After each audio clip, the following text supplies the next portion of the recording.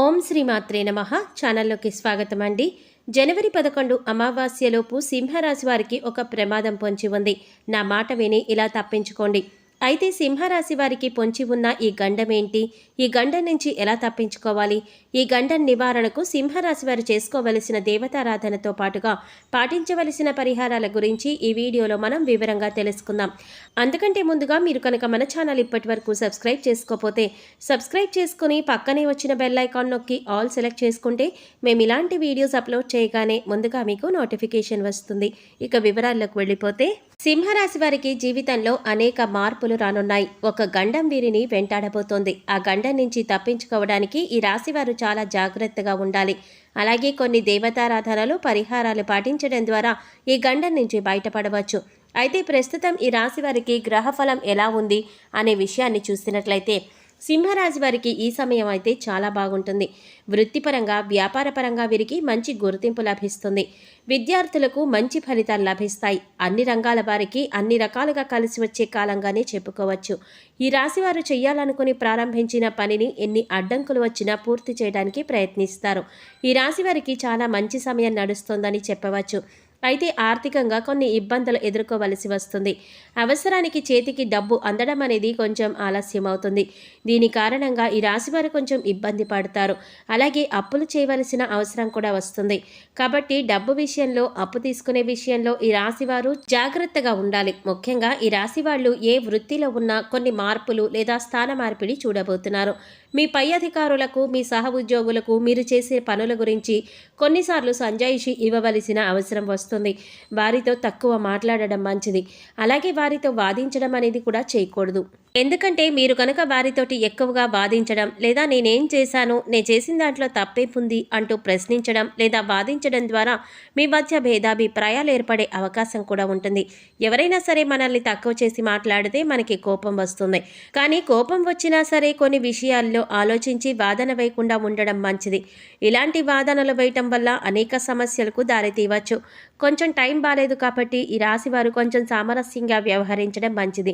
ఈ రాశివారు అనవసరంగా భయాందోళనకి గురవుతారు. ఏదైనా పనిని ప్రారంభించాలంటే ఎటువంటి సమస్యలు వస్తాయి, ఏదైనా కాంట్రాక్ట్ సైన్ చేయాలంటే ఏమవుతుంది, ఇలాంటి ఎన్నో అనవసరమైన విషయాలను గురించి భయాందోళనకి గురవుతారు.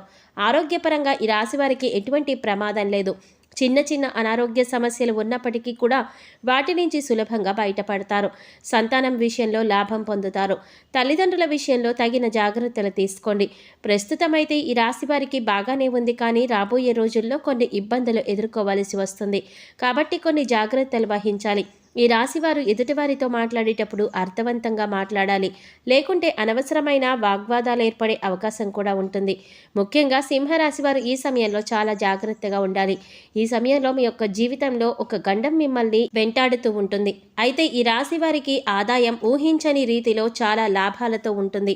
కాబట్టి మీ లైఫ్లో ఫైనాన్షియల్గా సెటిల్ అవ్వడానికి ఇది ఒక టర్నింగ్ పాయింట్. వ్యాపారంలో ఆదాయం ప్రవాహంలా ఊహించినటువంటి లాభాలతో ఉండబోతోంది. కాబట్టి చేసే వ్యాపారం పట్ల, పెట్టే పెట్టుబడి వంటి వాటి పట్ల జాగ్రత్త వహించాలి. ఆదాయం అనేది ఊహించినటువంటి లాభాలతో ఎటువంటి ఇబ్బంది లేకుండా ఉంటుంది. ఆర్థిక సహాయం కోసం దరఖాస్తు చేసుకున్న వారికి బ్యాంకు నుండి రుణాలు లభిస్తాయి. ఈ రాశి వారికి కుటుంబం యొక్క సహకారం సంపూర్ణంగా ఉంటుంది. అలాగే తోబుట్టువుల నుండి సంపూర్ణ సహకారం ఉంటుంది. కానీ కొన్ని విషయాల్లో జాగ్రత్తలు పాటించాలి. మీరు చేసే ప్రతి పనిలో కూడా కుటుంబ సభ్యుల సహకారం లభిస్తుంది. కానీ ఆర్థిక పరమైనటువంటి విషయాలకు వచ్చేసరికి సహాయం అనేది లభించదు. మీ యొక్క కుటుంబ సభ్యులకు విసుక్కోవడం వంటి పనులు చేయకండి. అలాగే మీ జీవిత భాగస్వామికి ఎటువంటి సలహాలు ఇవ్వకండి. ఎందుకంటే వారు మీ మాటలను తప్పుగా అర్థం చేసుకునేటటువంటి పరిస్థితులు ఏర్పడే అవకాశం కూడా ఉంది. కాబట్టి ఎవరికీ మీరు సలహా చెప్పకండి. ఎందుకైనా మంచిది కొంచెం జాగ్రత్తగా ఉండండి. ఆరోగ్యపరంగా చూసుకున్నట్లయితే యావరేజ్గా ఉంటుంది. గొంతు, ముక్కుకి సంబంధించిన సమస్యలు ఎక్కువగా ఉంటాయి. అంతేకాకుండా వాహనాల వల్ల ఆరోగ్య సమస్యలు ఎక్కువగా ఏర్పడే అవకాశం కూడా ఉంది. కాబట్టి ముఖ్యంగా ఈ 5 రోజుల్లో మీరు డ్రైవింగ్ చేసేటప్పుడు, ప్రయాణాలలో జాగ్రత్తగా ఉండండి.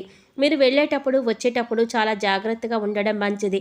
ముఖ్యంగా చెప్పాలంటే ఎదురు చూసుకొని వెళ్ళడం, ఎదురు చూసుకొని రావడం ఇలాంటివి చేయాలి. మీకు మంచి జరుగుతుంది. అలాగే మంచి సమయం చూసుకొని బయలుదేరటం కూడా చాలా వరకు మంచిది. డ్రైవింగ్ విషయంలో జాగ్రత్తగా ఉండండి. సాధ్యమైనంత వరకు ప్రయాణాలు చేయకండి. లేదు మీరు ఖచ్చితంగా ప్రయాణం చేయవలసిన పరిస్థితి ఎదురైతే ప్రయాణం చేసేటప్పుడు కొన్ని జాగ్రత్తలు తీసుకోండి. ఏవైనా ప్రత్యేకమైన వాహనాల్లో ప్రయాణం చేయండి. సాధ్యమైనంత వరకు డ్రైవింగ్ మీరు చేయకండి. మీ సొంత వాహనాల్లో ప్రయాణం చేసుకునేటప్పుడు ఒక డ్రైవర్ని పెట్టుకొని వాహనాలు నడిపించుకోండి. ఏదైనా పనిని ప్రారంభించేటప్పుడు అనేక ఆటంకాలు ఏర్పడే అవకాశం కూడా ఉంది. కాబట్టి చేపట్టిన ప్రతి పనిని కొంచెం జాగ్రత్తగా పూర్తయ్యేలా చూసుకోండి. భాగస్వామ్య ఒప్పందాల విషయంలో జాగ్రత్తగా ఉండాలి. ఎందుకంటే మీరు చేసేటటువంటి అగ్రిమెంట్స్ ఏవైతే ఉంటాయో అగ్రిమెంట్స్ అనేవి మిమ్మల్ని చాలా వరకు కూడా నష్టపరిచే విధంగా ఉండబోతున్నాయి. కండిషన్స్ అన్ని చదివి అర్థం చేసుకున్నట్లుగా ఉన్నప్పటికీ కూడా ఏదో ఒక మెలికతో అగ్రిమెంట్లు ఉంటాయి కాబట్టి అగ్రిమెంట్లలో సంతకం చేసేటప్పుడు జాగ్రత్తగా ఉండడం ద్వారా నష్టం అనేది తగ్గుతుంది. సరైన సమయంలో తగిన జాగ్రత్తలు తీసుకోకపోతే ఆర్థికంగా ఇబ్బందుల్ని ఎదుర్కొంటారు. కాబట్టి జాగ్రత్తగా ఉంటే మీకు ఎలాంటి ఇబ్బంది ఉండదు. ఈ రాశి వారికి అగ్రిమెంట్ల విషయంలో కానీ ప్రయాణం విషయంలో కానీ తగు జాగ్రత్తలు తీసుకోవాల్సిన పరిస్థితి ఉంది. అయితే కొన్ని దేవతారాధన చేయటం ద్వారా ఈ రాశి వారు తమ కష్టాల నుంచి దూరం అవ్వవచ్చు. వీరికి ఆర్థిక పరిస్థితులు మెరుగుపడాలంటే ఈ రాశివారు లక్ష్మీదేవి అనుగ్రహం కోసం రోజు లక్ష్మీ అష్టోత్తర శతనామావళి పఠించాలి. అలాగే అమ్మవారి అనుగ్రహం కోసం శ్రీ లలితా సహస్రనామం చదవటం వీరికి చాలా మంచిది. అలాగే ఈ రాశివారు మీ జీవితంలో ఆధ్యాత్మిక విషయాలు సేవా కార్యక్రమాలకు ఎక్కువగా ప్రాధాన్యత ఇవ్వాలి. మంగళవారం ఆంజనేయ స్వామి వారిని దర్శనం చేసుకోవటం చాలా మంచిది.